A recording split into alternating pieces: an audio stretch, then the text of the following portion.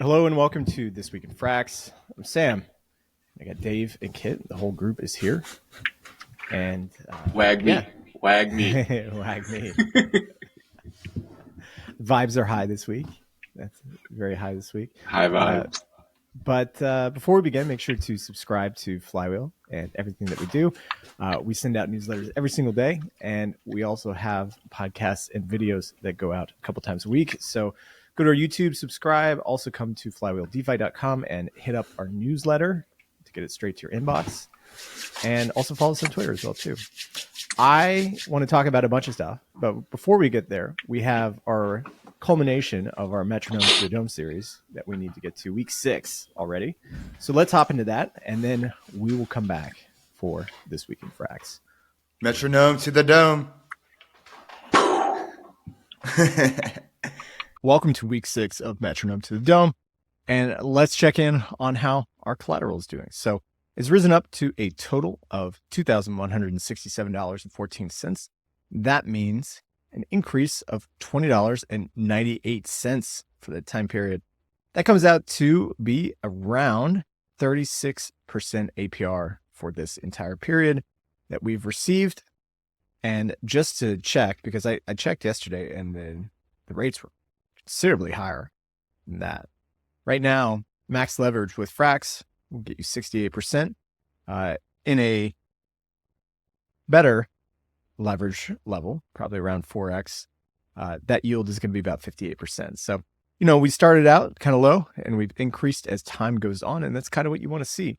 So this is turning out to be a pretty good farm. And just to kind of like wrap up with what Metronome is doing, I want to show you what's happening over at Vesper. So just to be clear about the strategies that Metronome is using, it currently is putting Frax into CRV, into Fraxlend CRV, and then also the reserve Frax base pool on Convex, and then also into Convex in the Dole of Frax base pools. So these three, right, are generating yields of 15% through Vesper that are then used to provide leverage through the synthetic pool. So great to see it working. Great to see our friends over at Metronome making some great Frax products. And let's get back to the show. All right. That was a great section. Great to see the Metronome. Great job, Sam. Crushing over these past few weeks. I think. Shout out Green Jeff. Crushing. Green Jeff. Exactly. So let's talk about UIs. Actually, before we get there, hold on. Guys, bull market's back. It's back. Well, I mean, for Frax it is. Yeah. We broke out. We're out of the doldrums. Yeah. We're no longer in the 7s. 6s and the 5s. Yes. 18 months, guys. Well, I mean, we had that little run up last year, but this one feels different this time. This time it's different? This time it's different. Oh, God. Don't say that. Well, it is different because of all the stuff that's been built. I mean, like... So, I know. I'm teasing. Yeah. I mean, there was a run up with the rest of the market. Like, I feel like it was a real momentum shifter, like a real vibe shift once ETH hit 2K. And once ETH hit 2K, it was like, holy shit, are we back? And then Solana just Solana, man, let's just keep on winning and winning. Shout out friend and guest of the show, Ansem, leading the Solana man-led army. Yes, but yes.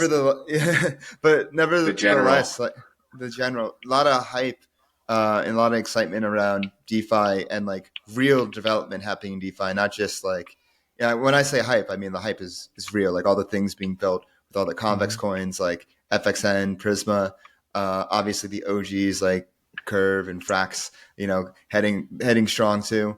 Frax in particular, which is which is what we are. So many different catalysts on the horizon, whether with Frax ETH v2, whether it's Frax Bonds, whether it's Frax Chain, BAM going to be the premier DApp, decentralized finance app, setting the tone for Frax Chain coming out. And so, a lot of excitement and happening soon, happening next month, literally next month. Frax happening. Hey, shout out to the FFX protocol guys. Hitting all-time highs this week. If you were a listener on Flywheel, you would have known it long before to keep an eye open for FFX. And probably sitting on a bag. FXN. Yeah. So hopefully you're all sitting on an FXN bag and ready to ride the wave. Not financial advice. Never financial advice. We are extremely biased. Exactly. But when SFrax ETH on FXN? That's all I want to know. Yeah. Soon, it's the only thing I care about. So let's talk about UIs. We had Wajahat Mughal, who is a fellow content creator, makes a lot of Frax content. He put out a tweet that I'm going to pull up right here that goes in to say that Frax needs a new UI, that the black and white Epic Frax app that we have right now is complex, and that if we remember back to the days of Anchor Protocol, one of the reasons it did so well is that the UX and the UI was just like dead simple. There was like one button to push to stake and unstake. And so the Frax website as it is right now is very complicated. There's 100 tabs and there's so many products. So it could probably be a little bit off-putting to people who may want to just have an easy to use interface. So Wajahat put forward an idea of just having something like this, something super simple, where you could just deposit and withdraw, and it would show your earnings as well too. Yeah, that's definitely that Anchor and Terra got right, was the UI. That looks for sure. exactly like Anchor. I mean, I never used Terra or Anchor, to be honest, but you know, from what I hear, people are raving about it, like in this thread or in this like long tweet. I just, you know, the example I can use is like Uniswap, super easy UI. You know, help spark DeFi summer and like the last bull market as we know it. And you know, especially with getting to those users, just having a simple UI is just paramount. And you know, I would support, you know, I mean, I think everybody wants like a better UI. I'm sure the Frax core team wants like a better UI, but this seems like it would be something that would have to be built from the outside, you know, in order to get done. Maybe like, I mean, I know that he put something up in governance, but did he like say like numbers for a grant or like a plan or a roadmap for like a product like this? I don't think it's that difficult to build out this product. Really, you're just looking at like a front end React. The contract's already there, right? So it's just connecting the contracts to the front end and then applying whatever sort of simple design. Like a design, you could hire a designer on Fiverr or whatever to take these mocks and come up with something, and then probably hire another. I think you could probably get this site done for like less than $2,000 if the functionality. Could you get it done well for $2,000? You could get it done, but could you get it done well? That's a big difference. No, I don't. I mean, really, it's just like the UI is dead simple here. There's not a ton of page. I don't even think there's more than one page, really. There's just like a dashboard, and then that's it, right? That's what you could start with, see how it goes, and then that's it. So I think this could probably be built pretty cheaply, and probably pretty quickly as well too. Since it's just like if you just focus on SFrax as like one functionality, might work. So Wajahat did put up a governance proposal after that, just saying that we should create a clean, simple UI UX front end with SFrax and SFrax ETH, and just says that he would like to do this, and that it's going to require a front end developer plus a UX UI designer. So just a designer and a front end developer, and he would help them see the project over. So no request for money or anything. There's no vote or anything, but just mocks, and maybe there'll be some community support. There might be somebody else out there who would want to come along and help with the design stuff. But it should be pretty quick and dirty to get this thing done. And then you could just iterate from there on making some changes. Yeah, I think it would help if UX Mogul, did I say his name right? Mogul? Wajahat is his first name. Wajahat. I think it would help if Wajahat, like if we could, if like he had a front end UX guy, like as a team in mind, and like then they could go build this together, or like begin like if there's like a way to like have like a bounty for it, like hey, like we have a bounty for like to build this front end. Please submit your proposals here, and like best, the most qualified one gets like the permission to build it and permission to receive the bounty. Spitting ideas. This was, I sent something to Sam this week that I actually want to share because I think this would be a great system for Frax to have. I don't know if you saw a project called Anoma, but it's Anoma. Yeah. So it's all about intents, right? Is what they're building. I've seen them before. Yeah.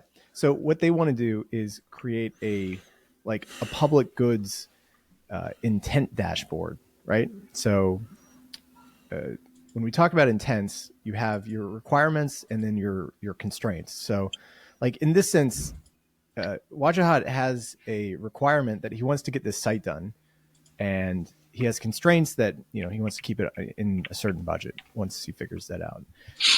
With what Anoma is building here at Public Signal, he'd be able to broadcast that out as like a public good, and then see if anybody would come along and fill it or finish the project for him within those constraints, right? And then once it was done, they would be able to unlock whatever funding was there. And then in addition to that, if other people liked Wajahat's idea, they could contribute.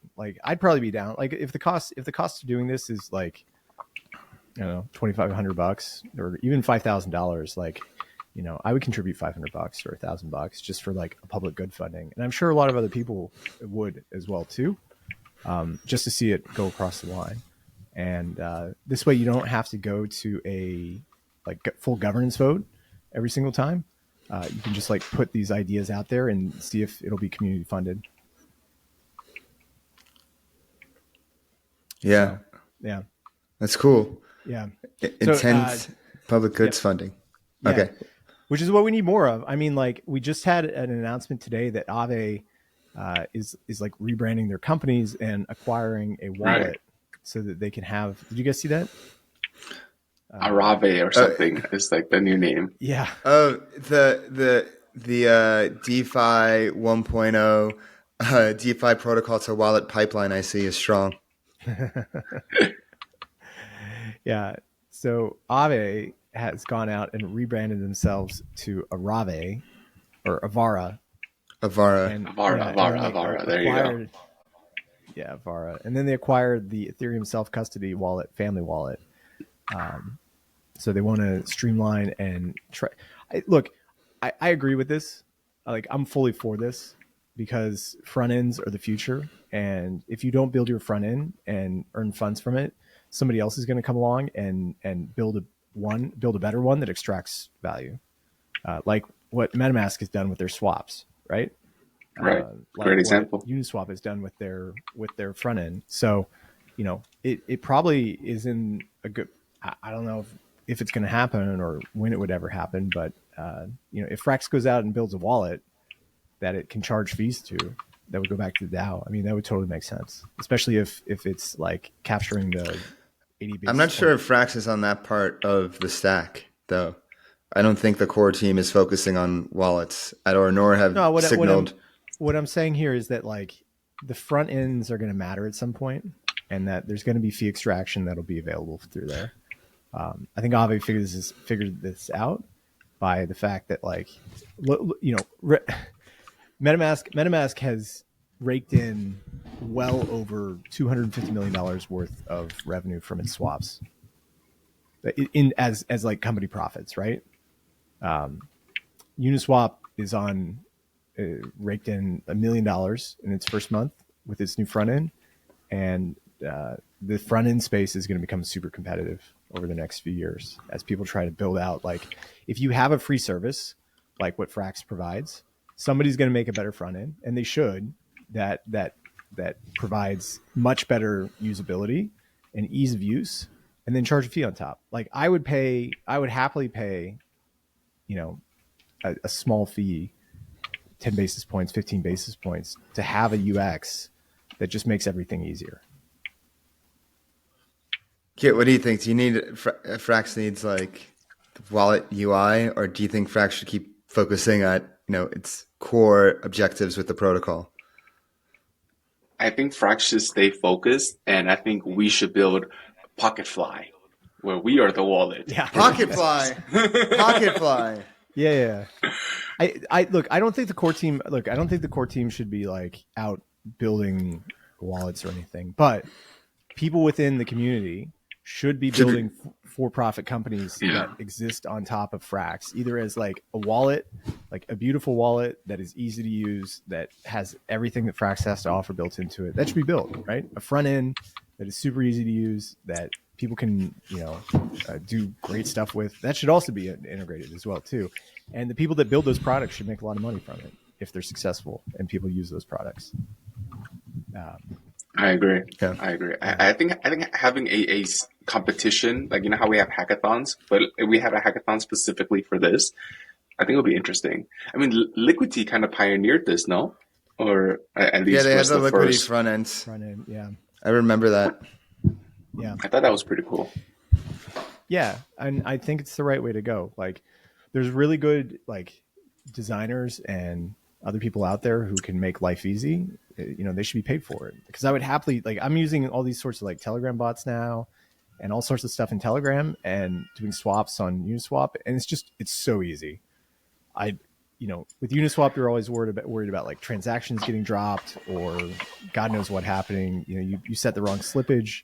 Like with the Telegram bots, they handle everything in the background and they charge what, like, I don't know, like 30 or like 0.5% or something. I don't really care. Everything's easy. And the faster we get people building out the same stuff on, a Frax app for Telegram, or like a wallet that has all the Frax products in it and is connected to payment rails, it's just, that's how we grow at the end of the day. Hey guys, so Sam, you're really quiet, and Kate, you're really loud. I think there's something up with the sound. It'll in post, it'll be fine. Okay. Yeah, don't worry. Okay. All right. Well, let's end that discussion there and move on to the next one. We had another governance proposal, which I was actually surprised at, where Axelar, so the core team and Axelar, have proposed that Axelar get exclusive rights to mint AL Frax on Osmosis, Mantle, Linea, Kujira, Manta, and Scroll. Mm-hmm. And that they would be the core providers of bridging Frax into those networks. Interesting. I mean, it makes sense. I had a talk with one of the guys the other day. I think it was Nader, just asking about like requirements, because somebody from another network had asked me, is like, hey, how do we get Frax ferried to our network? And I didn't really know, but there really just needs to be significant demand for it, right? I think it takes a lot of support on the core team side to make Frax ferry work. And unless your network, like if you're an Arbitrum, it makes sense. Optimism, Base, there's like hundreds of millions of dollars there in TVL. But for some of these smaller networks that may have just kicked off, I mean, how much TVL does Scroll have? Maybe like 30 million, 40 million? Right. So, yeah. Yeah, it makes sense. Like the capacity of Frax ferry is only so much right now. So it makes sense for like something like Axelar to come in. And as long as like liquidity doesn't get fragmented and we don't have like a situation like Nomad or like other bridges, like the Harmony bridge, I think, this should be fine. Yeah. And it does offload some of that risk into Axelar instead of Frax, right? So is Frax and Axelar together Fraxelar? The Fraxelar bridge? Fraxelar.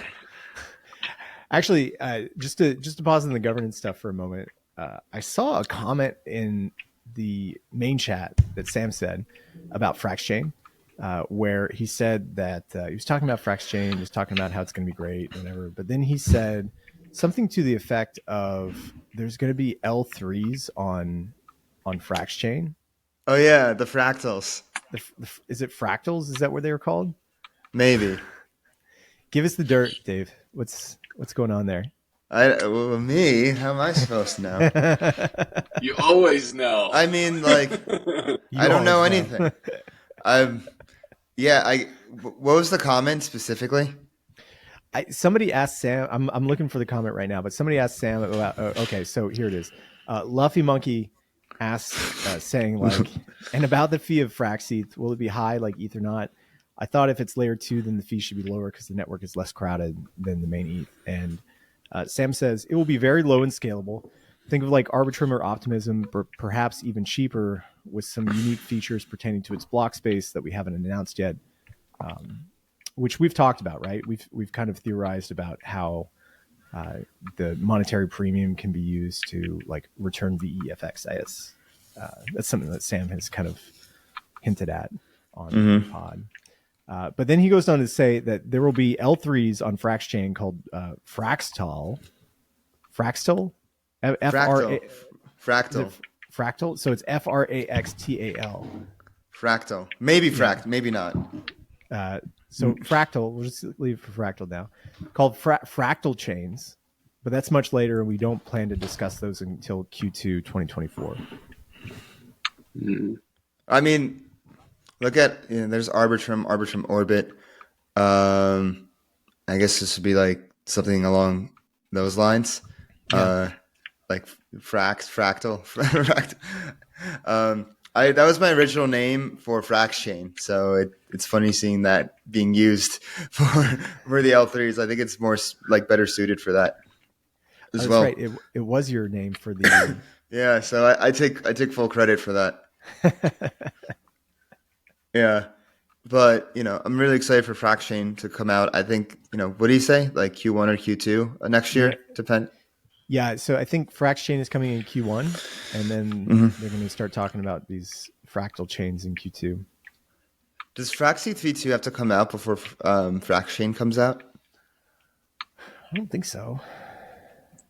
But I think that was what's on the roadmap, though. It was like Frax ETH v2 next.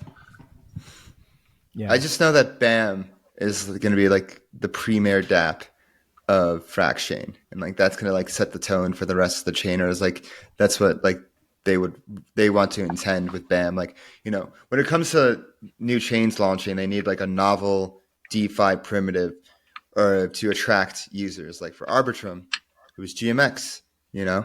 Everybody want to go to GMX and play. For Base, it was Friendtech. Friendtech got so many users. To Base the chain, and now with Frax chain, it's BAM. And I think like the key for a chain to succeed is having like novel DeFi primitives or just novel primitives in general that people like want to go to and want to like genuinely use. And I think by like the way they're constructing BAM, could definitely be the case. Can I do some like conspiracy stuff here? And sure. You'll have to like rein me in if I get too crazy here. Okay. How close is the Frax team with the Bear Chain guys? Oh, do they know each other? Are they like in? They know each other, and we've thrown like multiple events with them. Okay, so we've established a relationship, right? So the core friends. of friends, Bear friends. So the core of Bear Chain, as I understand it, is that you're just going to deposit all sorts of like LP tokens into Bear single-sided LP tokens. Oh, they're single-sided. I'm pretty sure they're single-sided. Yeah. Oh, okay. I thought they were like dual-sided, like you would deposit. No, single-sided. Yeah, because it's basically the liquidity is the security as well. Okay. Well, what if it's two-sided? What if you're depositing LP tokens into Frax chain, and then by the use of BAM, you're able to take loans against that collateral inside of Frax chain. So the security of Frax chain is built on the back of the existing liquidity that we have. And BAM unlocks it. And BAM unlocks everything inside of the app. Are you saying like BAM allows you to lever up on like using your security as collateral. BAM allows you to use that as leverage on Frax chain. I'm saying like, what if the LP assets were like you would deposit the LP assets, they would appear on Frax chain, and then like they would stay as security there, but you're able to take loans out through BAM to then go use like Steph, right? It sounds like a liquid staking derivative. Kind of, yeah, kind of. I don't know. I was just thinking about that for a moment, because if BAM is so integral, why is it so integral? Right? It's got to have to do something with liquidity, and maybe it's lock liquidity. Maybe you have the ability, once you lock liquidity, to then unlock that liquidity inside of Frax chain. Yeah, I don't. When you get to like security, like of the chain, and then economics of the chain, that shit gets really hard and complicated quick. So like, I'm not sure like how and what. I think they just want to like figure out BAM first before like using it for the security of the chain itself. Well, we'll find out. This is my like conspiracy talk, because I've just been hearing from you that like BAM is so integral, it's going to be a big part. Like same thing. Yeah, I mean, guys, it's going to be integral. Dave even teases us in our internal core chat, so don't feel left out. I don't know anything. Don't listen to me. Okay, so just to wrap up the Axelar thing, there's no money being changed hands here. We don't have to pay Axelar or anything. They're just doing it for the volumes, and it'll all be good. Okay, let's talk about. Where did it go? Right. So there's a couple of other gauge controllers that are going up to vote, with a Frax USDC E on Arbitrum, and then also a Ramses CL Frax USDC also on Arbitrum as well too. Ooh, let's go. Ramses, friend of the show. So remember last week how we talked about Eigenlayer? How we missed the Eigenlayer vote? Oh, yeah. Yeah. So Sam actually talked about it after the vote and after we did This Week in Frax, and we found out a little bit more what happened. So apparently Frax could have voted in the like that process, but Sam said that because the contract that Eigenlayer was using was not verified, they would not take that risk to make that vote. Oh, really? But the contract was unverified? Yes. Yeah. So, I mean, I thought we could at least vote, but we don't have to execute, right? No, he said that like Frax is a protocol, right? Was not going to make that vote because the contract was unverified. I think that's a reasonable reason why not to vote for something. Yeah. So Sam said also not only that we weren't going to vote on a non-verified contract with the protocol's own stake Frax ETH it has on the balance sheet. He said it doesn't matter what the reason or logic for Joker Ace or whoever not to verify the contract. It's just unprofessional overall. But then he goes on to say Eigenlayer overall is very professional and awesome. Regardless of the specific oddities of this vote and the unverified contracts, I'm excited about their protocol, and Sharam is a gigabrain, as we know when we spoke to him. Friend of the show. Wait, so the Joker Ace contract was unverified? Yes. Oh, so like the contract used like vote for everything was unverified? Yes. Yeah. That's interesting. Yeah. I'd rather like the protocol to take precautions like that, even if it's like a simple thing like a vote. Especially, as Sam says, as you get bigger, you want to get safer. Exactly. So, interesting dynamic there. I mean, it's maybe one of the reasons that other people didn't vote as well too. But I think that like we know the Eigenlayer team, and I think a lot of other Frax holders know the Eigenlayer team, and probably are voicing their opinions that they should add stake Frax ETH as the third largest by TVL decentralized LSD. Yeah. But Sam also said after that there's going to be native Eigenlayer restaking support inside of Frax ETH v2. You mean just native restaking, not native Eigenlayer restaking? Let me see. I think it's like native Yeah. restaking. Native restaking. Yeah. Like native for what? For like Frax chain or for? Probably native for Frax chain. Well, I guess more information will have to come out about it. Yeah. I had it in my notes somewhere, but yeah, he talked about how there's going to be eigenlayer restaking, and yeah, so looks pretty cool. Oh yeah, so here he says, I found it. So Ian says, thing is, you can integrate an LSD, but ultimately you still need to get the ETH holder to ensure another risk. People who hold Lido ETH aren't targeting extra yield, so always thought natural restakers would be people like Frax ETH. And then Sam says, well, with Frax ETH v2, there's going to be natural restaking support. You can kind of think about it like a built-in eigenlayer inside of the protocol. Because keep in mind, after v2, anyone can run a validator in any way they desire, as long as they're paying the market set interest rate to stake Frax ETH holders. It's fully permissionless and decentralized. So naturally, restakers will be willing to pay higher rates if they are using the v2 protocol. Yeah, that makes sense.